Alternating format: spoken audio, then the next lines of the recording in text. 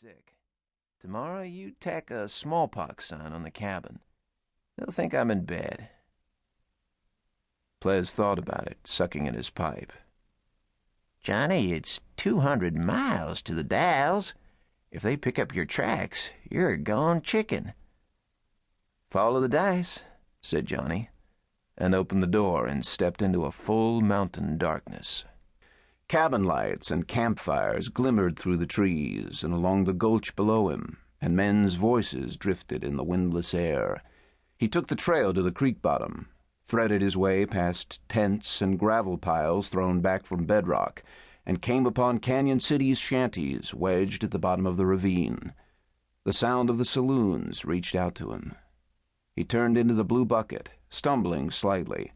He saw a few friends at the poker tables and nodded to them in a drawn and gloomy manner, and he made a place for himself at the bar beside Pete Hewitt. The saddle-faced barkeep was at the far end of the counter, talking to a man whose face Johnny couldn't see at the moment. The barkeep broke off the talk long enough to bring Johnny a bottle and glass and went back to his talk. Johnny took his cheer straight and poured another. The barkeep was at the edge of his vision. He noted the man's eyes roll toward him.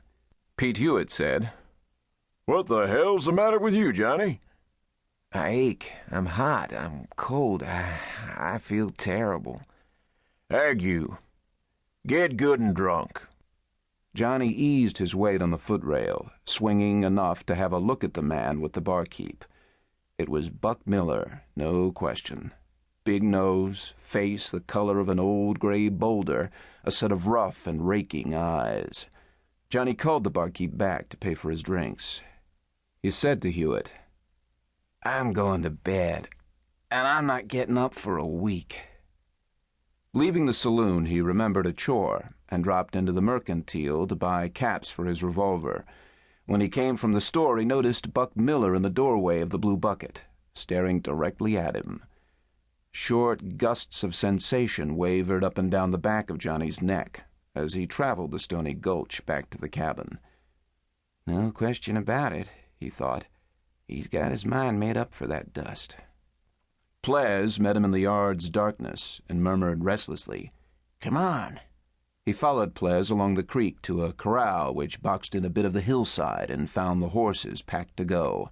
He tried his cinches and patted the saddlebags. There were 2 sets of bags, one behind his saddle and one hooked to a light rig thrown over the spare horse. Ples said, "Bacon and bread's in your blanket roll. Coffee, too. But get along without it, Johnny. A fire means trouble." "Gotta have coffee, trouble or no trouble."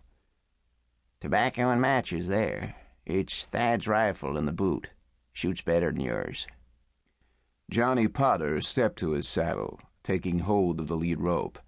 Thad whispered, "Listen."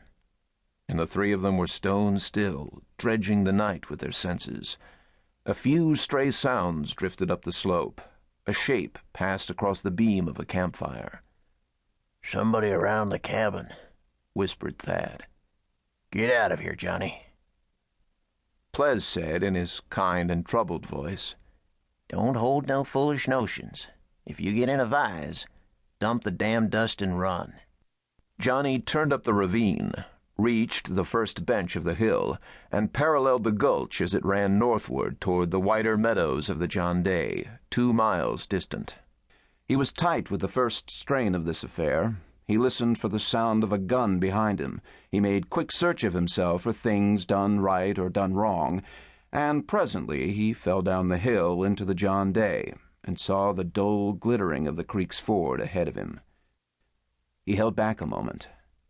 There were lights along the valley, from other diggings and other cabins, and the trail was well traveled by men going to and coming from Canyon City. At this moment he neither saw nor heard anybody, and left the shadows of the hill, and soon crossed the creek. The racket of his horses in the water was a signal soon answered, for looking behind him, Johnny saw a shape slide out of the canyon shadows and come to the ford. Johnny swung from the trail at once and put himself into the willows beside the river. He waited, hearing the rider cross the water and pass down the trail perhaps 200 feet, and there stop and remain motionless.